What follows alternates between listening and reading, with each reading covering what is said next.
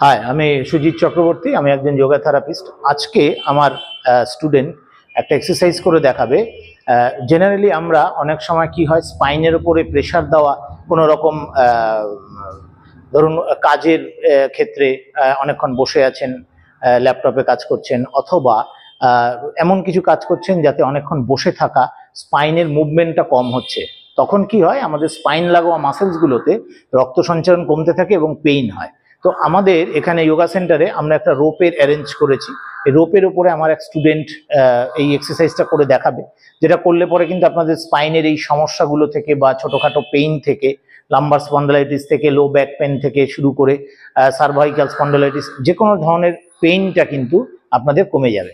দেখুন, এখন আমার স্টুডেন্ট এই ব্যায়ামটা করে দেখাচ্ছে। আমরা এরকম একটা রোপ অ্যারেঞ্জ করেছি এবং এখানে সেট করেছি। এই এক্সারসাইজটা করছে, একটু এগিয়ে আসবে। হ্যাঁ, আপনার পজিশনটা এরকম থাকবে, পাটা আর একটু পেছনে নাও। পজিশনটা এরকম থাকবে যাতে আপনার আপার বডিটা কিন্তু এই রোপের মধ্যে ঝুলবে।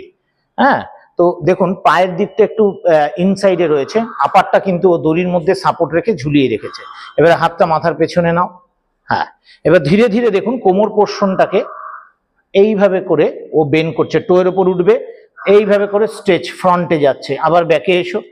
হ্যাঁ, কিন্তু দড়ির টানটা কিন্তু আপনাদের বরাবর রাখতে হবে। জাস্ট কোমর পোর্শনটাকে আবার, হ্যাঁ, 2, আবার পিছনে চলে এসো। হ্যাঁ, আপার বডিটাকে কিন্তু ওইভাবেই রেখে শুধু কোমর পোর্শনটাকে দেখুন ও নিয়ে যাচ্ছে। এখানে একটু স্টে করো। দেখুন পোর্শনটা, এই পজিশনটা এক্সারসাইজে দেখুন এই জায়গাটা কিরকম ইউ শেপ হয়ে গেছে, জাস্ট এইরকম আর্চ টাইপ হয়ে গেছে। মাথা আর গোড়ালিটা একই লেভেলে আছে, অথচ কোমর পোর্শনটা এগিয়ে গেছে। এই এক্সারসাইজটা করলে পরে এইখানের কোমরটা স্ট্রেচিং হচ্ছে বা স্পাইনের স্ট্রেচিং হয়, যার ফলে এই মাসেলসগুলোতে রক্ত সঞ্চালন বাড়ে এবং যে কোনো ধরনের পেইন কিন্তু কমে যায়।